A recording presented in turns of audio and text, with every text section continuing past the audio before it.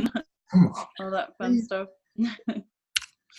Just for a little while. I just needed to work for a little bit. But yeah. Well, you look great. How have you been? Good. Yeah, I've been really good. How about you? Oh, fantastic. I've been really pumped up about this. So yeah, first off, thank you so much for agreeing to this. And yeah, and and just for trusting me in the first place when we first met and worked together. So I'll give you a second, let you introduce yourself. Okay. So, my name is Melissa Cunha, and I am a mindfulness and meditation teacher, a Reiki master, and a family and peaceful parenting coach. And I met Kip at a personal development event where he was an NLP trainer, and yeah, we connected, and then my life was transformed, basically. Wow. That's the short and sweet of it. Yeah, so to give a little backstory to the rest of you, we were in LA doing an intro to NLP, part of a 4-day event, and had taken a few demos, because how do you prove this stuff works unless you bring some people on stage? And Melissa had actually come to me in the evening after, was it the first day or the second day? It was the second. Yeah, it was the second day. Yeah, that's right. After because I did a 2-day presentation, and she came up and asked about a garlic allergy and my thoughts around it. And I think the exact thing I said to you was, too easy or something like that. There were a few more layers attached to it there, so we'll get into that a little bit. But yeah, so let's dive back before that interaction. What was the problem? What was going on before then? What was life like before our? Wow. It's like night and day.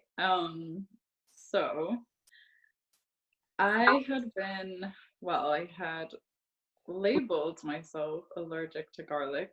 So I had essentially created this idea and this identity that I was severely allergic to garlic since I was about 12, 13 years old. And that had essentially been running my life for a pretty long time. And what that looked like really was that I wouldn't eat out. Like, I never went to restaurants ever. I didn't really attend social events that involved food because the way that There's a lot of those. No social events involve food ever. Yeah, exactly. Not at all, right? That never happens. So the way that the allergy manifested on a physical level was crazy. I mean, it was anaphylaxis and it was airborne. So that didn't mean that I just had to control what I ate. But it was really, if there's even a trace of it in the air. So that meant that nobody around me could eat any garlic. They couldn't meet up with me if they had eaten garlic. So it was like literally like they ate garlic a few hours before and it was still in their breath or on their clothes. Like they couldn't hug me, they couldn't come close. So now what would happen? Just puffy eyes? So no, it was pretty crazy. So first, the first thing that would happen was like my hands and feet would swell, then my face, and my face would start getting red and puffy and swelling, and then my throat would close. So like my tongue would swell, my throat would close. Obviously then my airways were constricted and I couldn't breathe. And if I didn't get the EpiPen, I would essentially die. And that actually happened like about 2 years ago. I was in the middle of my master's course and my professor had eaten hummus. And oh, it was your professor. Yeah. Yeah, you didn't know that, right? Yeah. What I part? think I just mentioned that it was someone, right? Yeah. Well, no, and he's a wonderful, wonderful man. And, he came over to me and he just wanted to say something, right? And he leaned over and he spoke in my direction, and there was garlic in his breath, and it was just, um, and immediately, like, the reaction started so quickly that I barely had time. So usually what I would do is I would take an antihistamine first and hope that the symptoms would subside before it got worse. But in this case, like, I didn't even have a chance to like grab my antihistamines. I think I took one, and the symptoms were progressing, and it got so bad that my throat started closing. And a friend of mine who knew, like, I always had to make sure that people around me were trained on like how to use the EpiPen, and they knew where it was, and it was this crazy thing. So she reached for the EpiPen, and unfortunately she just didn't do it right. She didn't know how to do it, and it just didn't really work. And then yeah, my throat closed, I stopped breathing, and they had already called the paramedics. They were on their way. And then I had a whole crazy near death experience, which I won't get into right now. But on a physical level, I mean, I was gone for about 5 minutes, and uh, I came to, and I was connected to tubes and machines, and they were, pressing on my heart, and it was pretty intense. So that, well, I don't know if you want me to get into that, the second layer of like what that then created, but I definitely built a massive, massive fear, well, really a phobia around it. Like, we don't need to. We won't go into the details. Definitely not of the event at 12 or 13, or even any more detail here. I think everybody's got it. But you had, there were layers underneath the allergy, right? You had, wow. Let's see. He gave me a list of. He said it was asthma, the allergy, slightly serious, life threatening a little bit there. PTSD, anxiety, and a phobia. Was there anything else? uh, that about sums it up. Although Oh, I that's do it. have to say that it really rippled into every area of my life, and it definitely played with my confidence, or really lack thereof, and self-worth. I have to say, like, it definitely played a massive part of leading to like an episode of depression that I had, because I believed that I was a burden on everybody else. So I felt like every time that I interacted with people, I had to impose these limitations on them. So it was like anybody who lived with me could not eat garlic. They couldn't buy garlic. They could never consume it. If I was ever going to have dinner with someone, it had to be around my restrictions. And I had to impose, like, this is how I looked at it, was really that I had to impose this on people. And looking for a job, I mean, I was a teacher, and throughout all this time, like, every school that I interviewed at, every school I applied to, I had to tell them I have this life-threatening allergy, and there can be no garlic in the school. And I mean, imagine saying that to a principal when you're like walking into an interview, like, yeah, so by the way, no one in the school can ever consume garlic. I mean, that was really hard, and it was this constant challenge, and I really took it on. Like, I let myself feel guilty about it, and then I would kind of flip-flop, I think, between this guilt of like, I'm imposing this on people, and I'm a burden, and I hate that everybody has to conform to my needs, and then almost this like victimhood of, well, this is my life, and it's life or death, and if I don't take care of this, then I'm gonna die, and why don't people understand? And it was this constant battle, and it was not a very fun place to be. Basically. Yeah, imagine that.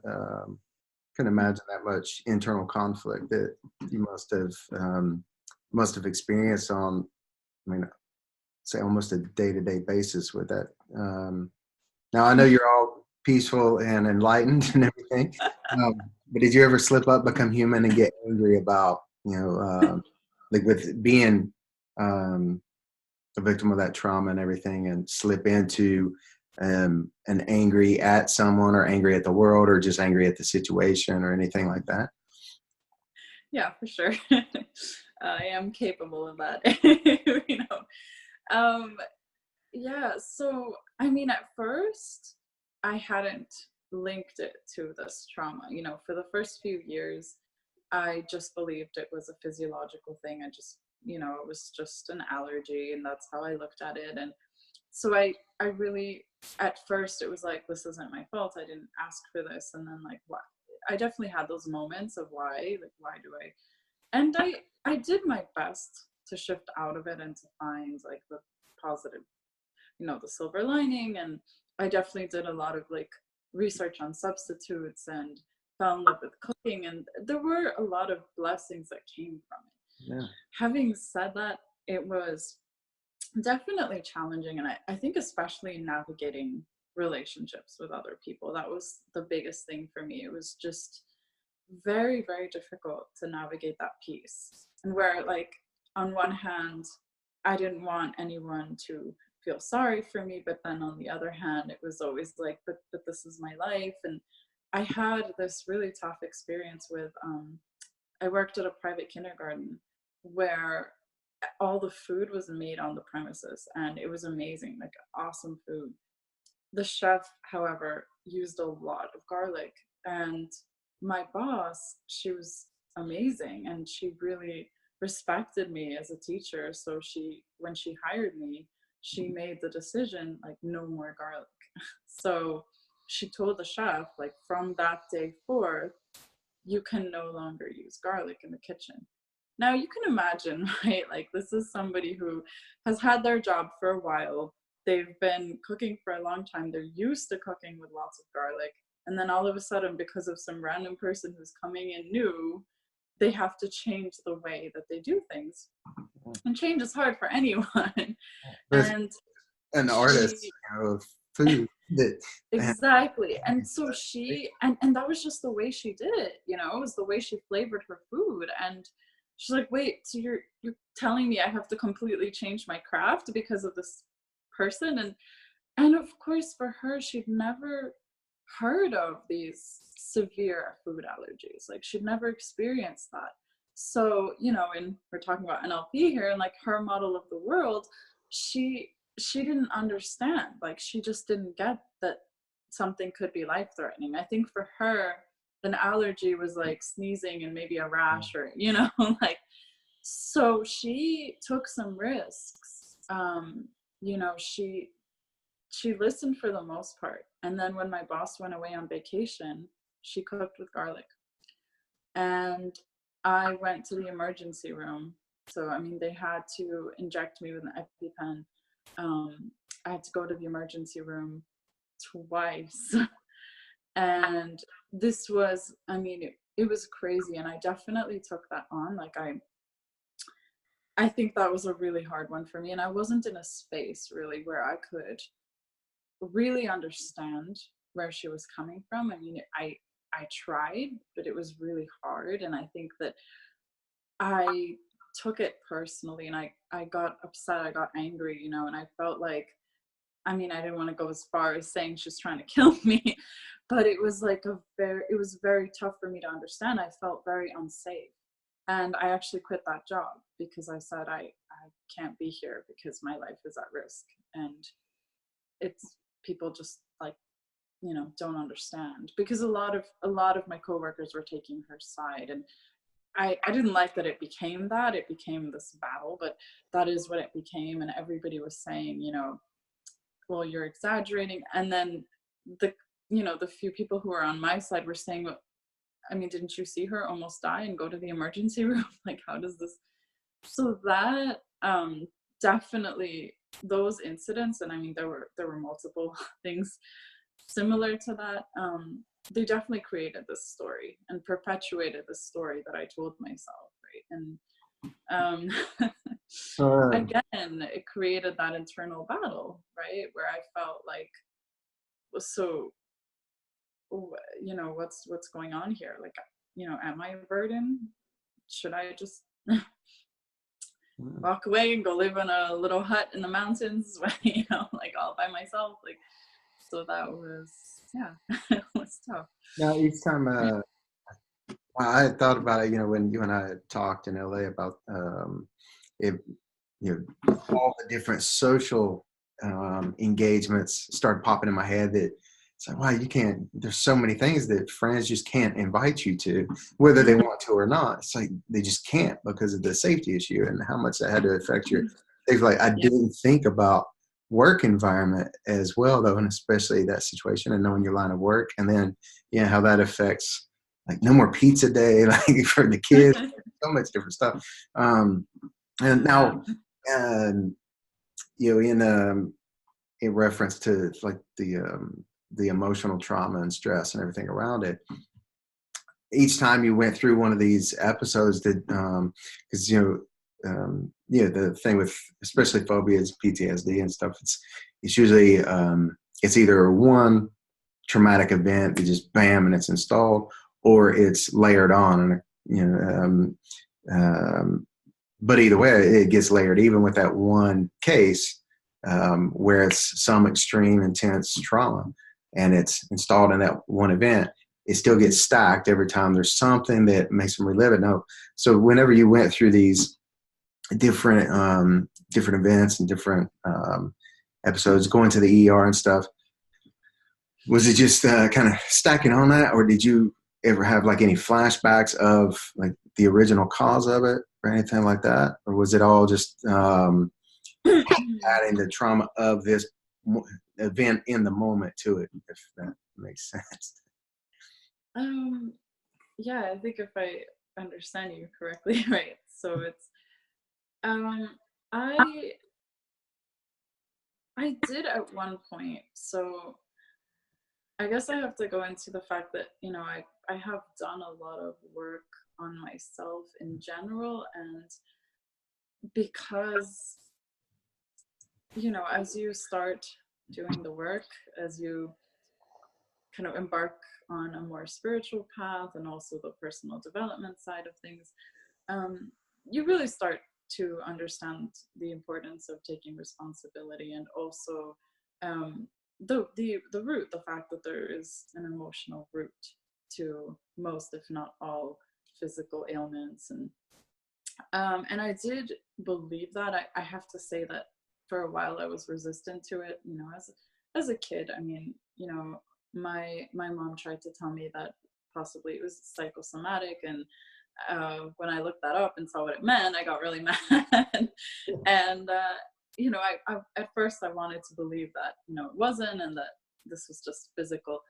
And then eventually I said, well, there's got to be more to it, right? And it was something that was so heavy, and I mean, it just really was. It was running my life, right? So I just felt like, okay, no, there needs to be something here.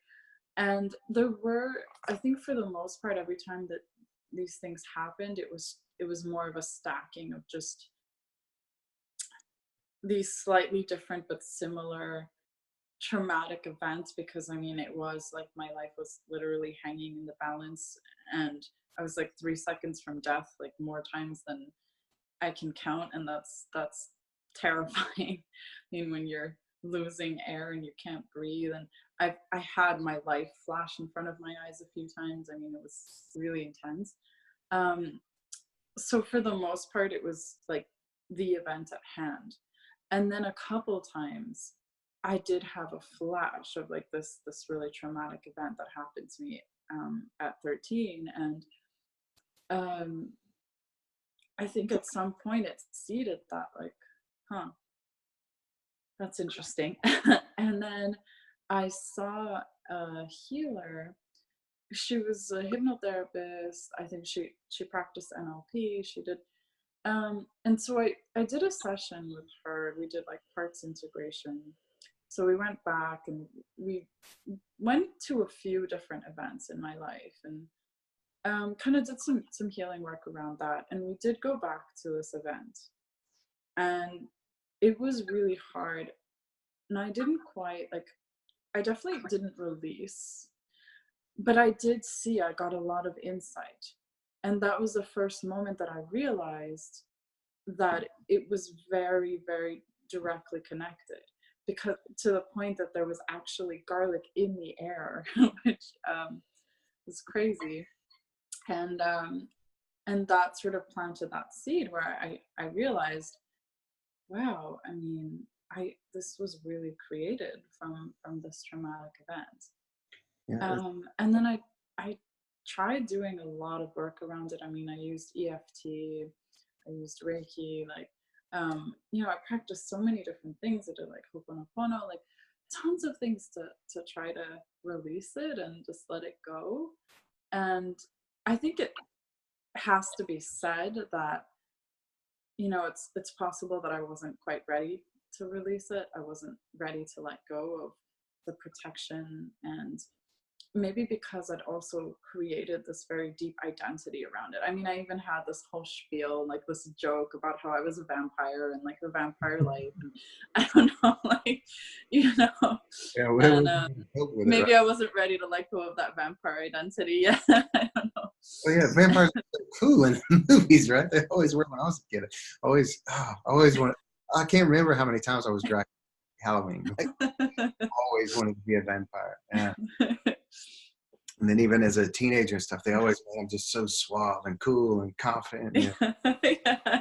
Um, but yeah, that was actually the next thing I wanted to ask is you had you had tried a few different things at least to get rid of this, but long before I'd met you, and I think you had even mentioned that once you figured out the link and stuff of the trauma and allergy and all that, that someone had actually, someone with very similar, probably even better skills than I have, had actually refused to work with it because of how dangerous it was perceived. Yes. So I had that a couple times, but I had this friend who is a heart-centered hypnotherapist, and he does similar work, like mental emotional release work, and he does. And it was interesting because when we first met, and I told him about everything that I had done to try to release it, and he said he's worked with some allergies and things like that, and we had figured out the root, and I told him that, and I told him there was a connection to this trauma, and he said, great, I can definitely help you with that, let's talk about it. And we were on like a kind of a breakthrough call, and I started telling him, because he asked me how it played out in my life, and I told him about all of these like incidences of anaphylaxis and whatever, and he got really scared, and he actually just said, I don't know if I can do that. I don't know if I want to go there, or if it's a good idea, because it's very possible that this will trigger anaphylaxis like during the process, and I don't know if I can handle that. I don't know if I would be able to administer the EpiPen or whatever it is, and I don't want you to end up in the hospital. Actually, I want to commend him for also being more intelligent than I was, but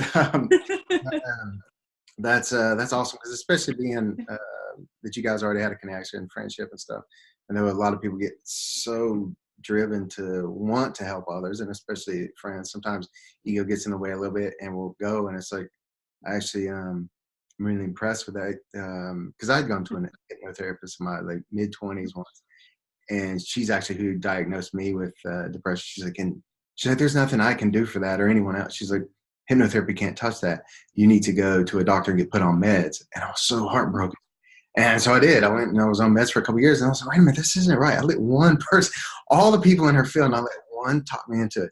And but thanks to her, like, it actually put me on the course that then as I started learning it, I was like, this is where I belong. And, and I went into it.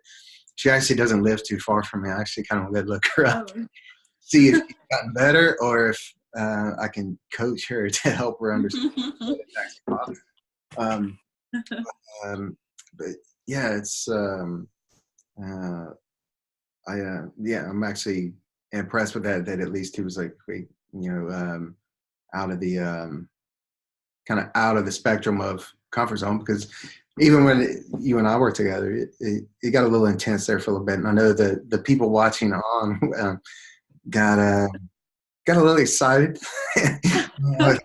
and then they kept looking at me, and it's like, we don't know where her EpiPen is. It's like, yeah, we forgot to get it. We're good. And then a few seconds later, he actually handed me one of my top 5 most prized possessions. Here is, it used to be your EpiPen, but it's mine. And I remember when you were telling me about the allergy, I was like, I'm going home with that EpiPen this weekend. That's mine. I'm not going to allow you to leave with it. And then when you handed it to me, it was actually, it was like, I read it. Some people think I'm exaggerating, but in so many ways, it was it's your gold medal. Yeah, it was right. And the first time I held my kids, just because I was like, wow, that was amazing. And especially everything tied to the allergy. It's like, it wasn't just the allergy, it was the PTSD and the phobia, which, are my niche, or, my jam, so to speak. But that was amazing. And when I asked, what was it? Because we hadn't had much one-on-one interaction at all. You hadn't seen me on the stage that week, but what was it that made, because you fully trusted, and that's when people come to me, it's like, because my tagline or whatever states that it's like, we can relieve this in minutes. And people are like, you're nuts, you're lying, that's a joke, it's whatever. And it's like, no, the only thing it takes is for you to believe it and be ready for it. That's all it takes. Like, I'm not doing anything, it's the person. And you really showed up in a huge, huge way and inspired everyone watching, everyone in that seminar that weekend. And then me, especially. And what was it that gave you that level of openness and trust, having not really known me for more than a few minutes? Well, there are a lot of things, and I hope I can kind of get a little woo-woo for a minute. It's not too much for your audience. So it's actually really interesting. I didn't tell you this, but I almost wasn't at that event. So I literally decided to go 2 days before the start of the event. It wasn't much before that I actually able to agree and sign the contract to be presented there, because I was brought There you go. So I don't believe in coincidence at all. Like, I believe in synchronicity, and I really believe that we are loved and supported by the universe, by God, by source, whatever you want to call it. But I do, like, very, very, very strongly believe that all of these things happen for a reason, and that we're led to where we're meant to be. And I had felt very called to go to this event, and yet it didn't actually happen. Like, I didn't have my ticket until like 2 days before.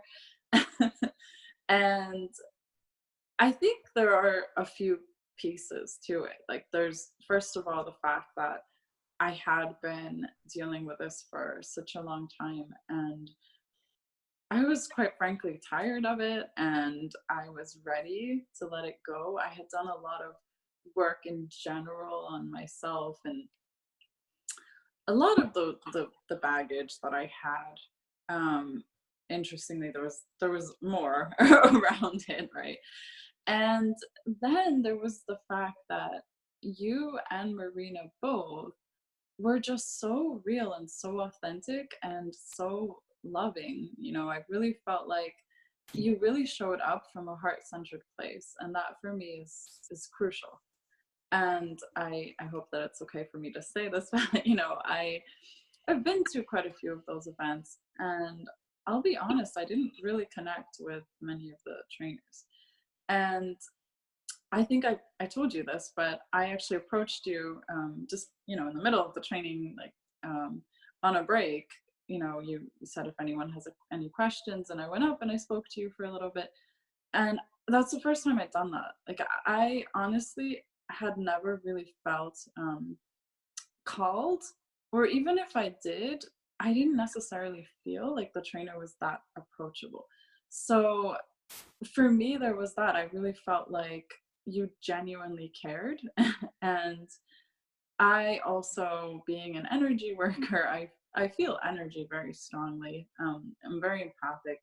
So I can feel that. Like, I can feel a connection, and I can feel when somebody is really in their heart, and when they're really there to serve, right? And they're not coming at it from an ego place. It's really just, I really want to help. And the fact that you were so willing to take time, right, from this already very packed and heavy schedule, and you know, it's time that you could have been unwinding and resting, relaxing, and yet to see just not only that you wanted to help so much, but also just your passion and excitement for what you do. I mean, it's contagious. You know, it was great, because I could tell, you know, that this is really what you love to do. So, and again, it was this really very synchronistic moment, because I was actually standing outside of the room talking to one of my friends from the course, and then you and Marina and a few people came by and said, "Hey, are you coming?" And we're like, "Okay," and we had no idea what we were even going to do. You know? Yeah, I had a crowd of people that I had. And then, you know, I was just there as a spectator at first, and I watched you release, you know, some different things from people, and it was amazing. I mean, it was incredible to just watch. And then I just had that idea, you know, I'm like, wonder if they could help me with my garlic allergy, and just kind of went from there. Correct. But I do also, sorry, there was just that one more layer that, again, the way that it turned out was really beautiful, because so, you know, it was you and Marina, and I remember specifically, like, you were in front of me, Marina was to my left, and then I had two friends from the course around me. And it was like you all created this really beautiful protective bubble, right? It was like this really safe container. And that space, that loving space where like everyone was literally like holding the space for me. And I will say that, you know, in the middle of the process, like, it got so intense, and I started to feel that fear rising up, and it was extreme fear. And I started going into anaphylaxis. And there was that moment where I almost, you know, opened my eyes, jumped up, and grabbed my EpiPen. And I really felt like I felt held. I felt supported. I felt that love. I really felt like, you know, they've got me. And it was crazy, because you know, this voice that spoke to me and said, just trust, just let go. It's okay. Trust the process. You're safe. And you said that to me. Like, you said, it's okay. We've got you. And I'm pretty sure Marina said, you know, you're okay. And you know, and I could feel it from the other people there too, that they were just like, they were sending me these messages of love, like, it's okay, you're supported, we've got you. And I mean, this was a massive burst, because here I am, you know, with my throat like swelling, and it's like I can feel like I can't breathe, my chest is tight, I'm starting to cough like crazy. I'm like, God, okay, here goes. And you know, and there was that trigger, of course, because I mean, I did experience that. I experienced the worst of what could happen from anaphylaxis. So that fear came up, and then right away, it's like I went into my head, and then I just shifted straight back into my heart. I actually gave myself some Reiki, so I did like Reiki on my heart, and then I just shifted back into that space, and I said, no, I'm going to trust. I'm going to trust this moment. I'm going to trust. I feel like this is the right time. These are the right people, and it's time to let go. So yeah. That's a very long-winded answer to your question. Because there was actually, I don't remember if we actually talked about this or not since then, because we've had several conversations since then. But the process I ran you through, there's the way you're supposed to do it, like the textbook kind of way, actually keeps that from happening. But I was like, with as much stuff as linked to this, I was like, I've got to up the ante here, because I need to, because in order to release all this, it's like, we've got to get the baggage lit up. And you were just so certain and in it and present. I was like, okay, I'm going to take out this safeguard and do exactly what they tell you not to do. And I've done that many times before, but I've never had someone with as many things stacked on as you did, and especially tagged to an anaphylactic, situation. But I remember when I skipped it, Miranda was like looking at me kind of confused, and then and the other guys around that were still around, because wow, that was late at night. Because we'd gone through several people, because I had a kind of a dance card full of people who, some with epilepsy and trauma from a motorcycle accident, and the vertigo, and other things. And then, so when you came up, it's like, wow, of course. Like, and at first it was like, oh, allergy, too easy. And then it was like, well, there's all this other stuff to it too. And I was like, well, I wanted to be tested. I like being challenged. And it's like way past my bedtime. And jet lag, but I was like, no, it has to be this way. And yeah, you just trust it so beautifully. And I know there got to that one moment where people were starting to panic, and it got kind of kind of intense. But then all of a sudden it was like right at the peak, and there was just a couple seconds later, say you're like less than 20 seconds later, you handed me that. And yeah, I haven't forgotten it since. I don't think I slept the rest of that event, because it just got so juiced up, jazzed up. And something else I wanted to ask you that came up actually during that, and now I don't remember what it is. Oh, one thing. So a couple of days after that, you flew home. Your dad picks you and your mom up from the airport, and you went to go eat somewhere. What happened? Yeah. So it was this really crazy moment. We're like, well, hey, let's go eat somewhere. Which really wasn't, much of an option before.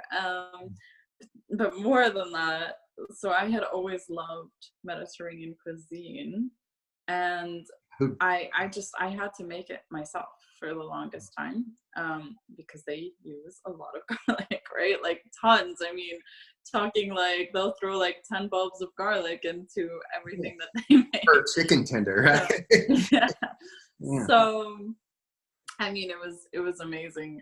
I just suddenly, I heard myself say, like, let's have Mediterranean. And, they both looked at me like, okay. And I found this really great place, and we went in, and it was an amazing restaurant. Actually, I would fully recommend it. But we get there, and we're sitting down, and I could see that they were trying not to feel fear. I mean, my mom was very much like, she really believes in these things, and she was totally on board, and she was excited. I mean, for her it was more like, I just want to see this, like. For my dad, he was kind of like trying not to panic, but I could see that he was like, wait, what's happening right now? Like, he couldn't compute, So yeah. And then I order the vegetarian plate, and it included like 2 types of hummus. Mind you, hummus is the thing that killed me 2 years ago. And I ordered, so it was hummus, and it was what else? There were a few. Oh yeah, falafel has tons of garlic. I mean, it was amazing. So this plate comes, and I can definitely smell the garlic, and that was the first moment where I was like, wait, hold on a second. And it was a really interesting experience because I think like I almost went to have that fear response. Like my body was so used to it that it's like that's almost what wanted to come up. And yet there was no fear. It was like this excitement. And it was more of a just a surprise, right? It was like I'm smelling garlic right now and it's in the air Falling over. and nothing's happening. I mean, I'm sitting here and then it was like that almost the sitcom moment, right, where like they're not even like eating their food because they're just watching me and like and I'm sitting there with like my fork and like, okay, like cutting into the falafel and like I grab my fork and I dip it in the hummus, so like double garlic, and I take a bite, and first of all, it was delicious, but second of all, I was just like, like hold on, and both my parents are just like in shock, and they're also amazed, and it was really funny. Like the three of us are like celebrating at the table. The whole restaurant's probably like, what's happening over there? What's going on? Yeah, I want what they're having, like that whole thing. But yeah, it was incredible. I mean, it was really like this moment of just like my whole life has changed in so many ways. Or whenever you sent me that text message with that, Marina was laughing hysterically. I was like dancing around the kitchen and stuff. You guys so wish you could have been there at which you're actually we speak every Friday at least because you're in our you signed up now to learn all this, and so you're in a course with a group of others, and it's like, wow, whenever we get together and we have the live part of the event, because it's, of course, an online course, it's like whenever we have the live part of the event, part of the celebration, it's going to have a huge plate of just buffet of everything garlic, and we're going to have a celebration of Melissa. We should have a garlic party, right? Like it'll be vampire themed, but it'll everybody will have like the garlic laced around their neck, all that. Until the difference brings the two worlds together or something. Definitely. I'll be juggling bulbs of garlic and yeah. A good time. I'm actually interviewing another guy who had another severe phobia and PTSD from with syringes from a time he was 4, and interviewing him. We're talking, I think tomorrow afternoon. And it's like, yeah, I need to get all these people together, and we'll just bring be a friend of, and we'll just be comedic. Definitely. Phobias that are and PTSD that are no more. Yeah, it was amazing. So life now, post allergy is how would you describe it in say a word or two? Man. It's liberating. I think that was probably the biggest thing. I just feel this sense of freedom in every way, and it's magical. I mean, it's incredible to me that people who don't know about how it was before, like for them it's just like a normal interaction, and it's incredible. I mean, I've been invited out to eat, I've been invited over to dinners, and I had I went to an event at like my friend's house. He's Indian. Pretty much everyone there is Indian, so it was this potluck, and potlucks was something that I strayed like the hell away from. It was like no potlucks. And Indian food, again, they use a lot of garlic, and there I am like at this potluck, and I just find myself like having the freedom to just walk up and get a plate, and just eat whatever's there. I don't have to think about it, I don't have to worry about it. The dynamics of like moving to a new city and meeting new people, that was so much harder before, right? Like it was I always dreaded that moment, right? And of course it always came because, as you said, basically social events just don't exist without food. So it was like every time, like I'd meet someone and we'd have a great conversation and it was awesome and it was all flowing, and then they would say, hey, you want to come to my dinner, or you want to go grab a bite to eat, or whatever it was. I would feel that, like, that sinking feeling in the pit of my stomach, like, oh, okay, now I have to tell them. And it was like revealing this like deep dark secret. It was like, well, so you need to know that.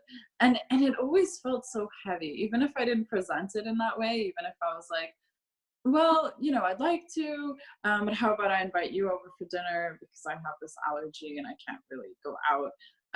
Even if I tried to present it in that way, like inside, I always felt that heaviness. And that, I mean, that is completely gone. And it's amazing. Like I feel light, I feel free, I feel like I can just have a normal social interaction with people without worrying about those things, and without thinking like, oh, is there going to be food there, and if there is food, I mean, is there garlic, it's just like that ridiculous fear, right? Like, so it's awesome, it's really awesome. And I had this realization, I told you guys on the NLP call, but India is a place that I've always wanted to go to. Like I wanted to go to for the longest time. And I actually, like a few years back, I had like a ticket in hand, wasn't able to go. And I just kind of felt like, well, maybe it wasn't the time, wasn't meant to go this time. I'll go eventually. And I was meditating like a couple weeks ago now, and I had this vision, and it was crazy. It was like this message that if I had gone to India earlier, I probably wouldn't be here, because there really is garlic everywhere. And then this message that so many opportunities and doors have opened for me now, like even ones that I'm not aware of, right? So it's just like, okay, now you can go to India, right? Worry free. You can travel the country, eat, whatever, like without worrying. And there's just so many more opportunities that have just kind of flowed from there, even in different areas of my life that I didn't imagine, like career wise, because of course, that also increased my confidence, right? Like, I mean, and everybody said it. Like the next day when I got to the event, everyone said, wow, you're like so much more confident. I was feeling empowered.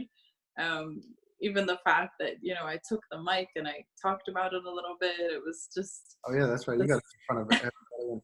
Oh, that reminds me too, because your mom wasn't with us when we did the thing. So I wanted to chat real quick about that. But, yeah, on this. Well, even the Karen, the lady that had the special type of French fries that she could never say no to, and that's ran her through. That is always such a great demo, because it does exactly what you're saying. It shows people, it's like, wow, there's this one thing that had this hold on me for so long, and in a matter of a couple of minutes, like 2 or 3 minutes or whatever it is, I'm completely over it. And I did it. It was all inside of me. And like I always try to reaffirm that with everybody. It's like, you did it, not me. You did it. Like own that. And they get in this huge empowerment state. And for people to hear it who haven't been around it, they're like, okay, she said no to French, but you don't understand the link. And then like talking about it's like, actually, I had a bowl of garlic, because we keep garlic in the house, so you can come spend the night with us now. You're safe. Actually bring it up just so I could have a prop, but it's like, yeah, something like that had such control over you for so long, and now you've been able to overcome it, and again did it all on your own in like 15 or 20 minutes, and did all the work, and which was quite simple, really, for the most part. I say easy necessarily, but your case was a little different. But yeah, it starts showing up in so many other ways. We don't realize how we try to link it and compartmentalize everything, and it's like, oh, just here in this one context. Because I know we're involved in every area of life, and anything that affects us in one place affects us somewhere else. And it's like, that's why people come home from work and they're still grouchy and they take it out on their family. You know, the whole, what's it called? Kick the dog or kick the cat syndrome, things like that. And it's like, if you have a bad day with your family before you go to work, then you have a bad day all at work. And it's like, yeah, everything is linked. It's like, if we're feeling beat down in one area, it starts to show everywhere else, even though we're not aware of it, because, you know, we're in all of those situations. But yeah, it was, what was it? It was like 1 o'clock in the morning, I think, California time, when we wrapped up in the hotel lobby. When I saw you this morning, I remember my mom still had this shocked look on her face, like, I just didn't know what to say when I saw her, and then like, yeah, I busted in the door. Yeah. Like, I woke her up, like I ran into the hotel room. She probably thought I was drunk, you know, like coming in like past 1 a.m. like, woo! And she's like, what is going on with you? And I don't drink, so I think I was like even more shocking. She's like, did she go out drinking? Like, what's happening? And, you know, I come in like, mom. And of course she was like woken up, like out of her sleep. And she's like, what's happening? I'm like, you won't believe it. And I start like describing it to her, and she's like, wait, what? And yeah, the next day I think she went up to you, right? She's like, oh my God. Yeah, she wanted to say too much, but didn't have a clue what to say, which is completely understandable, because of I can't imagine you know, watching my child, you know, have to live with that type of trauma and allergy, you know, that extent of what life must have been like for those, you know, almost 2 decades or whatever it was. And then, yeah, just like that, be gone. It's that was really cool that she was there. And I didn't actually, I remember I didn't actually realize she was your mom until that. I met her, but I hadn't met the two of you together. And never led to, oh, my mom's here, or hey, my daughter is Melissa, or anything like that. So I started talking to her. I was like, wait, what? And then it's like, oh, you guys are roommates. And then you're like, no, she's my mom, and we're here together. Oh, fantastic! But yeah, that was fun. It was really cool that she was there, because I was able to like run straight there and tell her. And you know, I probably would have called her anyway, you know, like, oh yeah. But might have been worse. It would have been 3 a.m. her time if I called you. But yeah, I mean, it was amazing to have her, you know, not quite witness it, because she wasn't there when we were doing the work. But It's probably actually good that she wasn't, especially with the fact that you did start having a reaction, because, you know, I did think that, like, she might have been maybe quicker to jump and like grab the EpiPen or something. I don't know, you know, because of course it's scary. Stab me with, you know, right next to the hotel steakhouse. She could Yeah. what are you doing? Yeah, you know, and also seeing the reaction to the traumatic event, because I did you know, I did start breaking down. I started sobbing, and it was really hard. I couldn't breathe. I was crying. It was very intense. I mean, it was, which I think made it all that more powerful, because like I had this really intense reaction to essentially like going back to this traumatic event, and, you know, almost reliving it, and then suddenly feeling that, like, that weight just lift from my entire body and from my mind. And, you know, the fact that, I think I told you, I could breathe for the first time in like 20 years. Like I really felt like, you know, I had no pain, no tightness in my chest. And, you know, as crazy as this might sound to other people, like I knew in that moment, like my asthma's gone, you know, my allergies are gone. And I just felt this freedom and this lightness, like almost like I was floating. Oh, and I don't think I told you this, but when I walked outside of the hotel, because I was staying at a different hotel, the first thing I saw, and interestingly, because of course, you know, we're talking about like the 126, I hadn't noticed it, that there was a massive billboard right outside the hotel that said, "Welcome to your new normal." And I literally, like, that was the first picture I took. Like, I took a selfie of me, like, jumping, like, this, like, in front of the sign. And it was like, oh my God. That was amazing. It was just like another sign, you know, confirmation from the universe. Like, I can't believe how fun it was for us to get that billboard put up just for you. But, I can't believe I didn't see that. That's yeah. you have to send me that picture. That's gonna be awesome. Yeah. I'll put it on the office wall. But I'm gonna blow it It's up. a little awkward because my shirt came up, and you know, it was like one of those, like, not the most graceful of pictures. But I was like, okay, I have to, you know, I just have to take this. And Marina knows Photoshop. We can you can add a shirt awesome. if you want to Create use a new shirt, yeah. Extend it. Get you a nice throw around or whatever you want. A sash like a bullfighter or something. I just watched Ferdinand the Bull the other night, so I'm thinking about bullfighters a lot.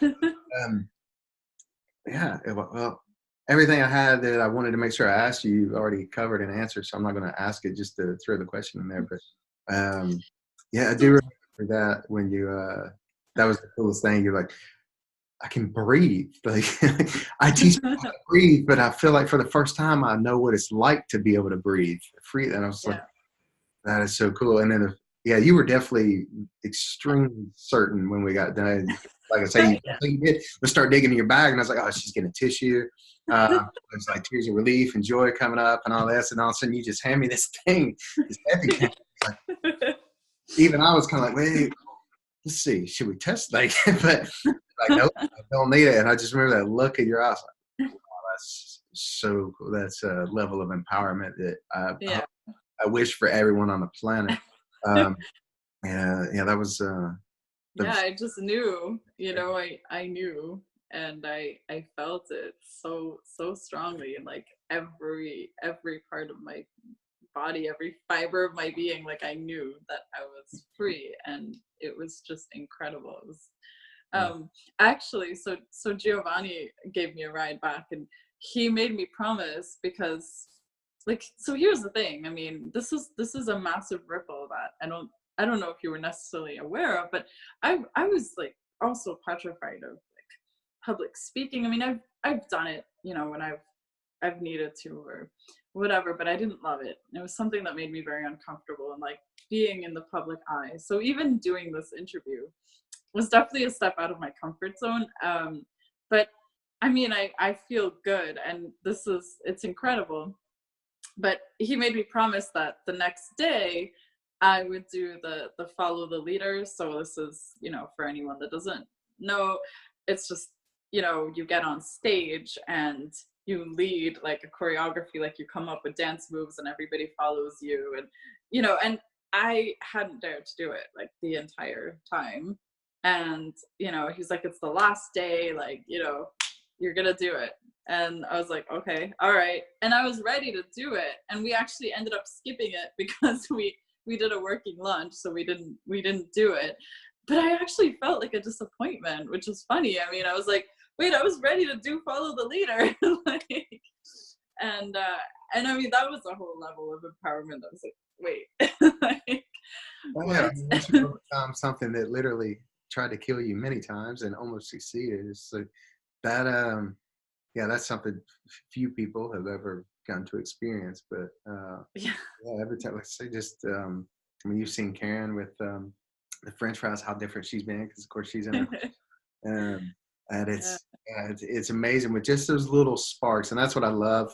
That's what's always drawn me to this line of work, is just seeing that little spark of like the potential, you know, something a little bit better, regardless of what level someone's at. It's like something at least a little bit better is possible for me, and it's right there. I can actually see that it's possible, and I can, you know, get my hands on it. But then to see someone come in and go such a huge level up like you did, wow, it's fantastic. And yeah, again, I say the process usually isn't nearly that intense for people. But as we were talking, you're like, yeah, well, it's an allergy. Well, it's kind of linked to a phobia, and oh, there's some asthma, and there's some PTSD, and there's this, and there's this, and there's this. Wow, yeah, the PTSD.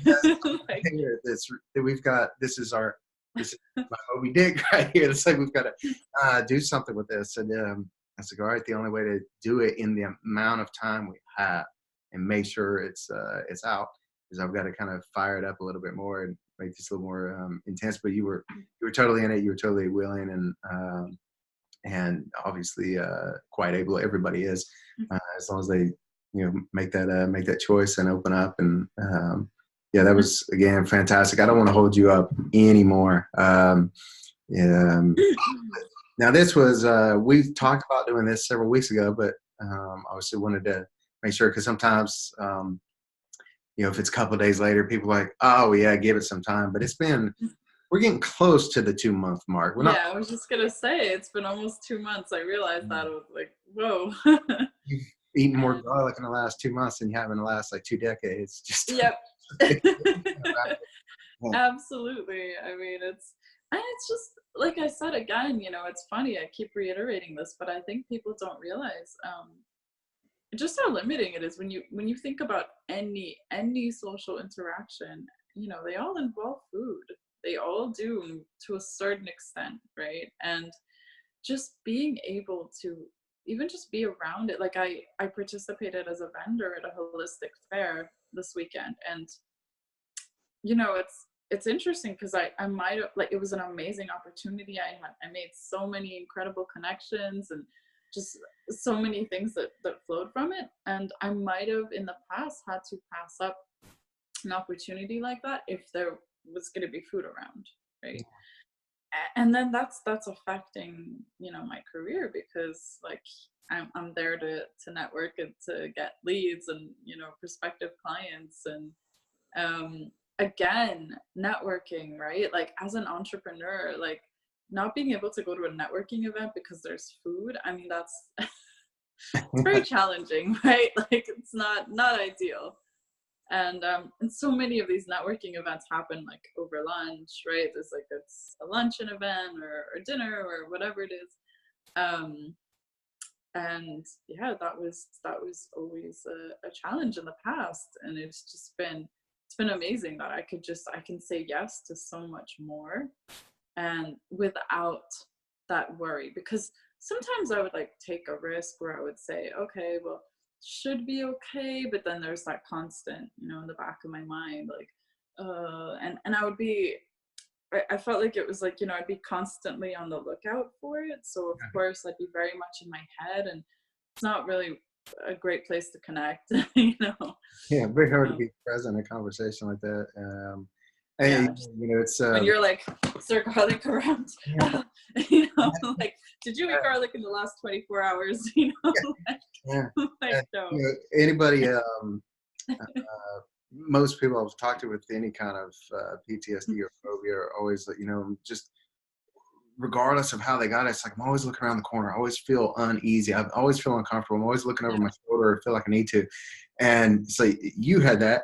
Plus, you're literally looking for a little food item that can easily hide, almost microscopically in the air. I mean, heck, you smelled it in the air once, and it almost took you away from us. So, the more every time we've had a conversation, I just realized more and wow, I just can't wrap my head around what that must have been like. And then I think, I eat garlic like on a daily basis, and then like I say, even if I'm not eating it, it's right there beside the stove, and I do a lot it's funny that you mentioned earlier that you said, like, oh, you could come stay over. So that actually reminded me, I was in Dallas a couple weeks ago, and I was visiting a really good friend of mine who I hadn't seen in about 2 years.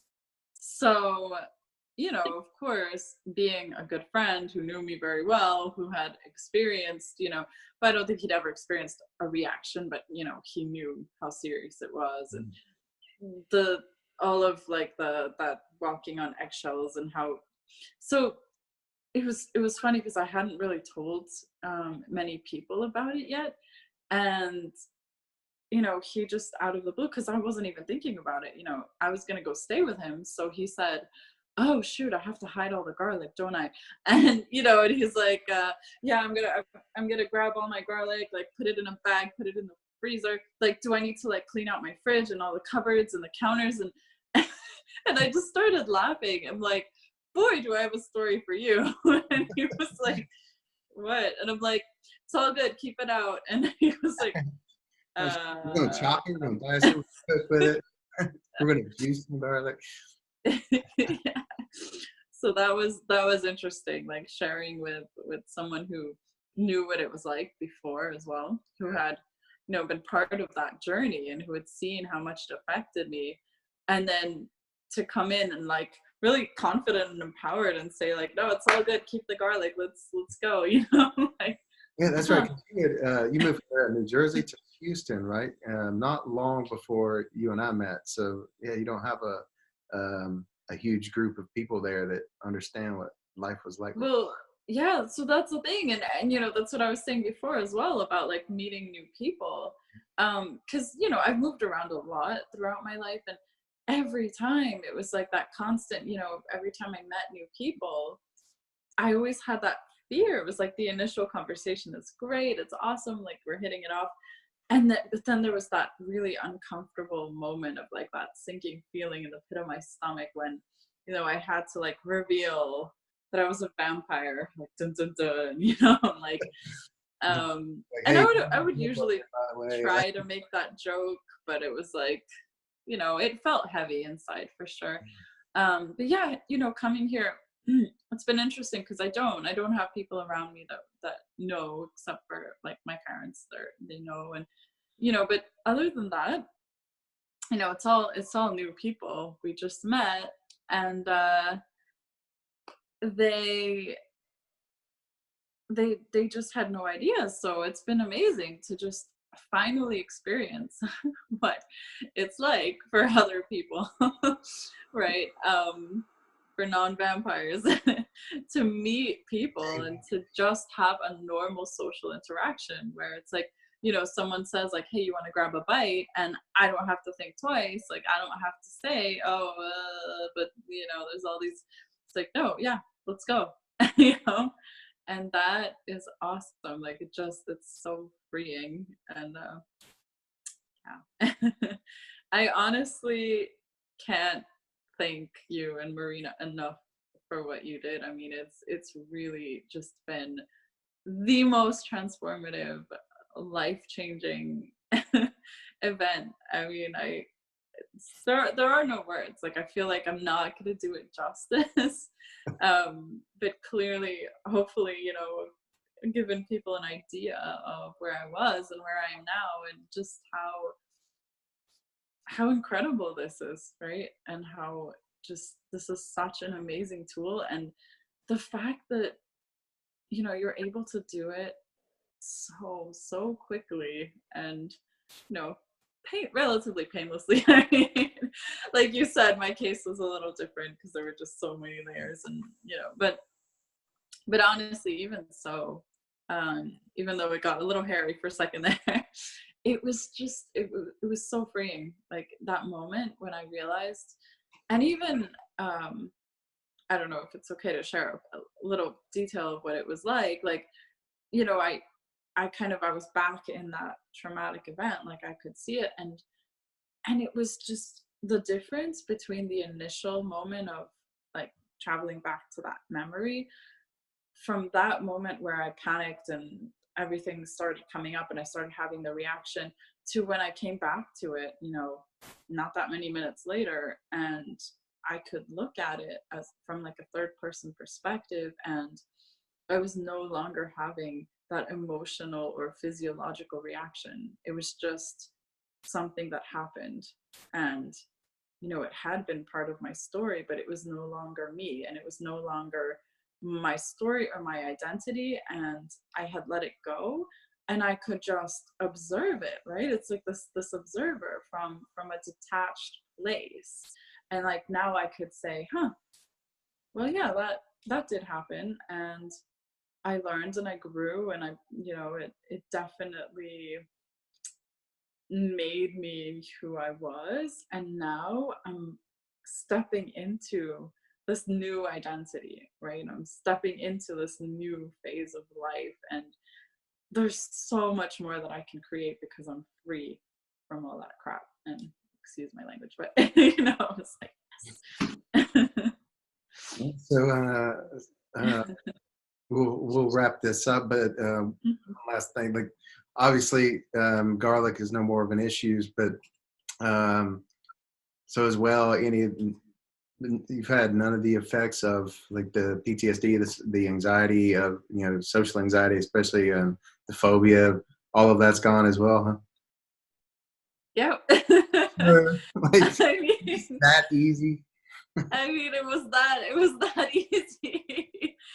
It's pretty crazy, and it's interesting because I have to say too that the event like the traumatic event that caused this garlic allergy to manifest in my body was something that I could not talk about without breaking down.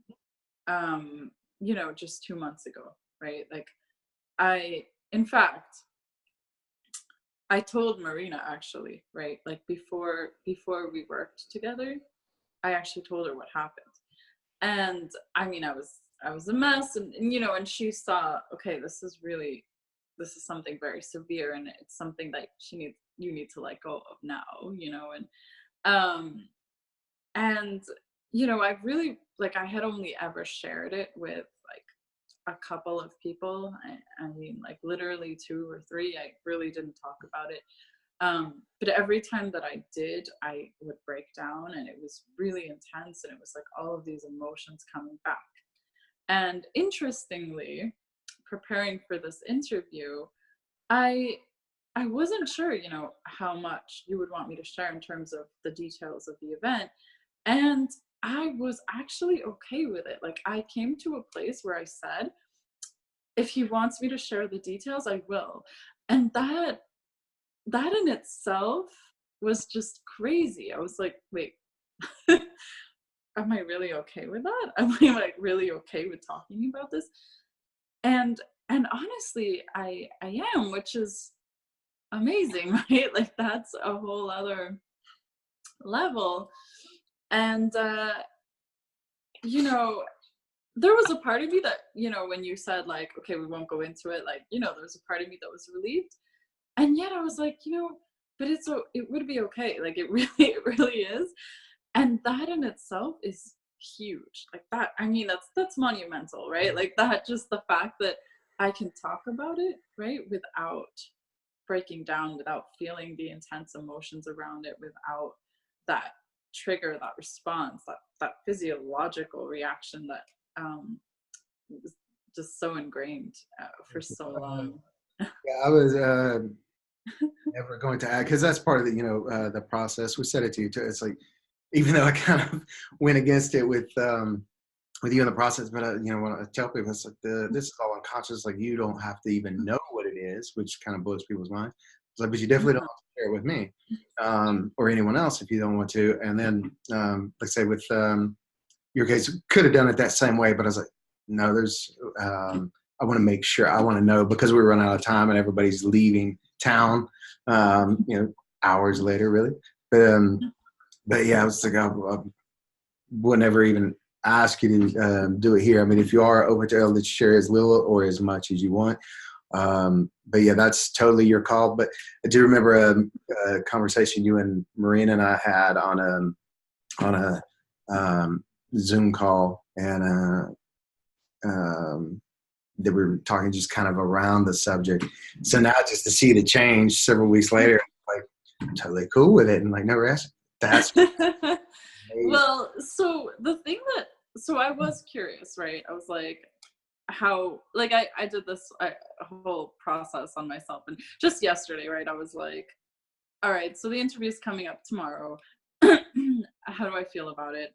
Like, going in and looking at what my feelings were around it, and then asking myself, like, so how comfortable am I really sharing, right? Like, the details of it, and if that is at all necessary. Like, is it necessary for the process and for people to understand where I was and where I came from? And And to understand that really, this is really how far I've come.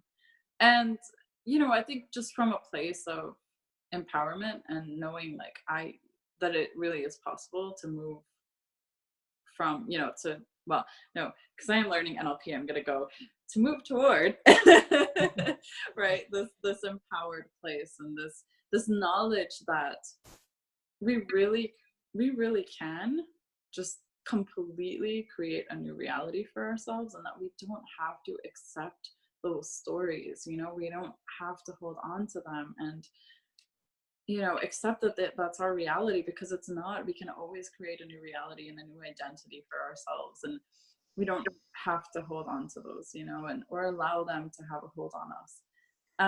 And the other piece that I thought about, that I know like you geek out on this stuff, and I'm also fascinated by the power of the mind and how we create these things. So I don't know if it's okay with you that maybe I just say it, and then we can decide if you want to cut this part out. Okay. Yeah. I don't know. Just because what I wanted to share was just how powerful the mind is, and the type of reaction that it created, I think, is fascinating. It's actually really fascinating. So I'll just kind of share, and then maybe we can decide what to do with that. But so when I was 13, I was sexually abused by somebody that I really trusted. So someone I was really close to, someone I loved. And, it was someone who was quite a bit older than me. And it is, and it's a little challenging to talk about it just because I'm not used to it. But what the part that I say is fascinating is that there was garlic in the air. There was also garlic in his breath. And moreover, what was happening in that moment was, I was being held down and choked. So I couldn't breathe. And when you think about what then happened, right, and the reaction that my mind then created on a physical level, it's fascinating, because it was like, oh, well, so now every time that I smell garlic or there's garlic in the air, I can't breathe, right? So it's like, then I feel that same restriction, that same tightness in the chest, that same, like, the airwaves constricting. And it's crazy, right? Like, that just makes you think, wow, the mind is just ridiculously powerful, right? And like, to be able to get to that level where you're like, hold on.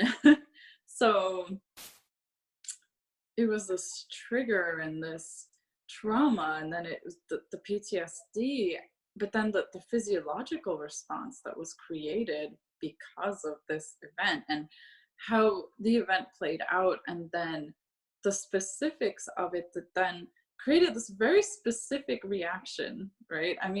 It's really fascinating, and I think I don't know if you want to share that or not, but I think that for people to just understand just how powerful the mind is and what it can do, and how it then continues to play out in our life, right? Because then I got really severe asthma a couple of years later. I had it, but then it just got really bad, like when I was like 15 or 16, and then so on and so forth. It was like every event, it all involved like not being able to breathe, and mostly, to do with garlic. Like, whenever there was garlic in the air, that was the reaction that my body had. So I don't know, as I know it's a little bit heavy, but it's also just fascinating, I think, looking at it from this perspective. And honestly, even the fact that I'm able to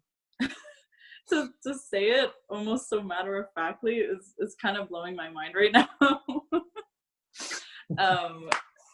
But yeah, that's Yeah, I'm speechless actually on just so much gratitude, admiration, and respect and pride. Like, I say, you're in you're one of our students. I'm teaching you this. We actually just changed the curriculum in the course to be able to teach you guys exactly what I ran you through, because so yeah, we've got to bring this to more people. But uh, and yeah, so we've kind of adopted you in our family, our tribe here. So yeah, I can't even express how proud I am of you for doing that. I'm blown away. I hadn't had any intention at all of asking you anything like that, even dancing close to bringing it up. And I remember, even when you told me I remember when we were getting ready to work together, and you had said the allergy, but I saw a shift, with my sensory acuity, as you've learned from me. Yeah. Something else there, which, my experience there always is, like you said early on in this call, there's always some kind of emotional connection to virtually everything that we experience physically. So I always know there's something, but it can be something simple, or it can be something quite extreme and major and serious.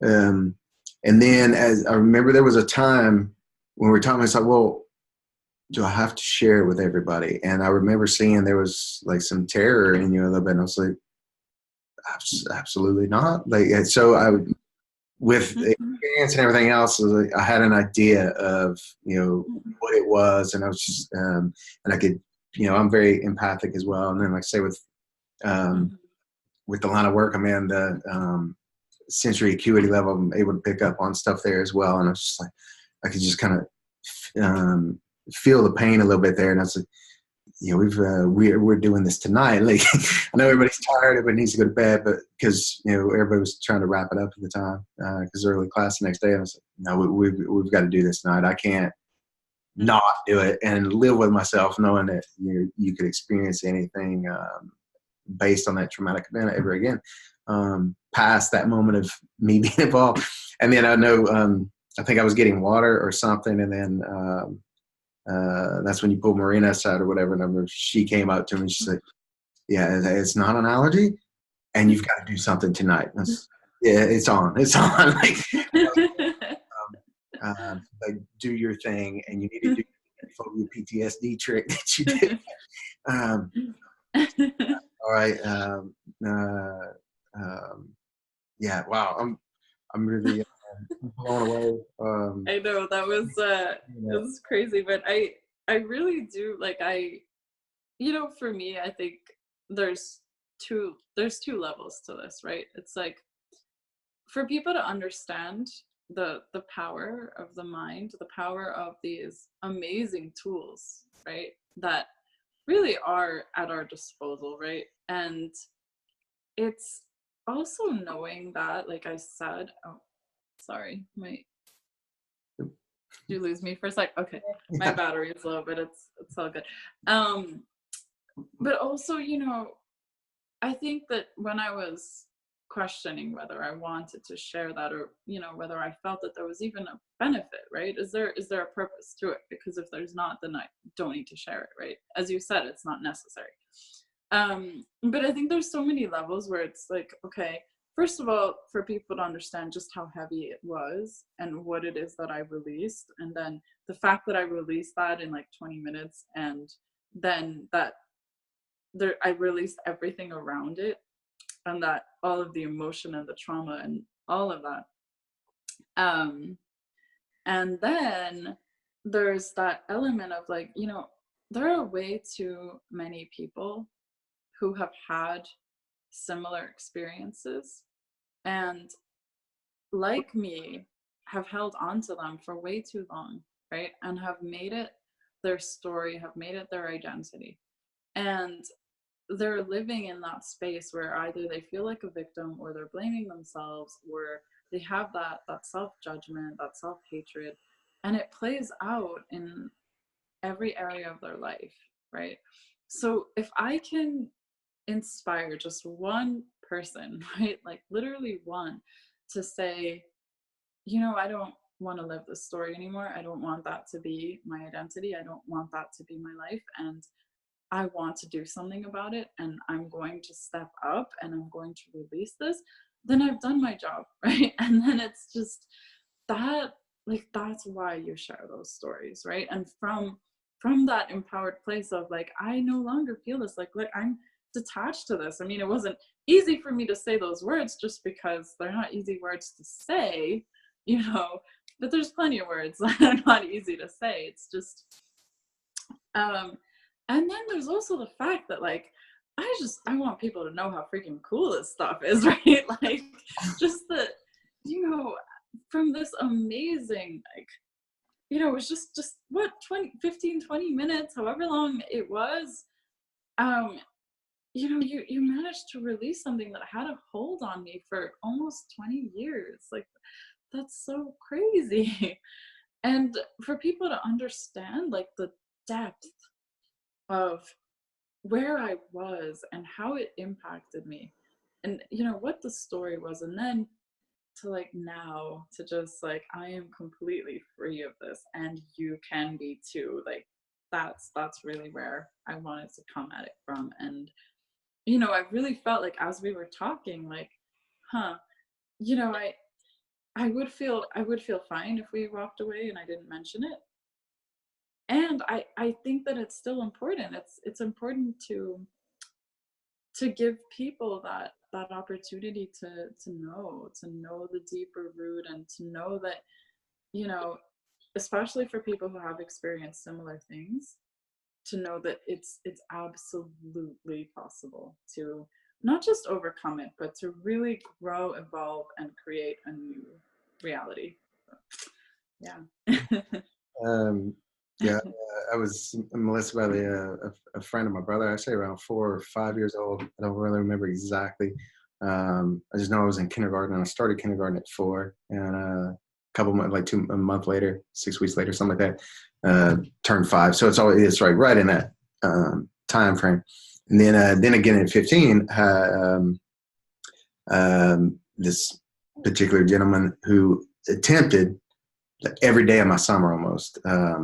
That's a long story. I'm going to do a live on that one day coming up. But anyway, yeah, it's maybe just the like uneasy feeling, nowhere near as severe as what you experienced, but it's amazing. And the more I learn of this, and you know, and stay in this line of work, it's the stuff I see that transpired from that, you know, just the layers of it and how many different areas, like we were talking about earlier, how many different areas it affected.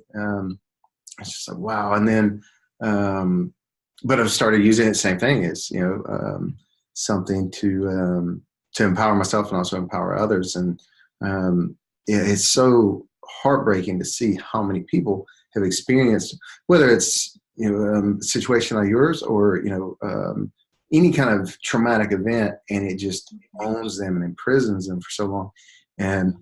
But it's like, yeah, it so totally is possible. And remember actually that conversation you and Marina and I had, I think it was actually her who said it, but she's like, and in our minds, we're kind of thinking like, she's in our course.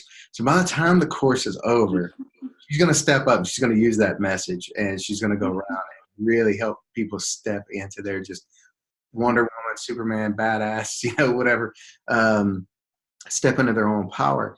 And now here we are a couple of weeks later doing it. Like I said, I'm just blown away with gratitude and admiration and pride. But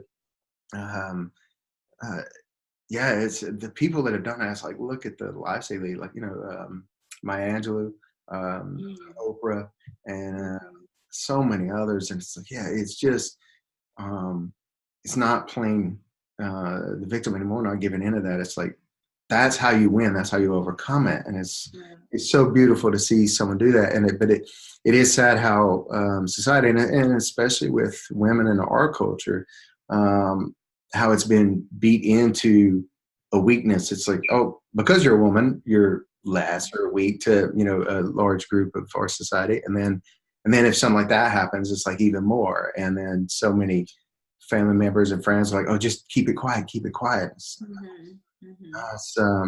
like not everyone has to get up on a stage and, you know, throw it out there to the world or whatever, but it's like also you don't have to, it's the story you're telling yourself, right?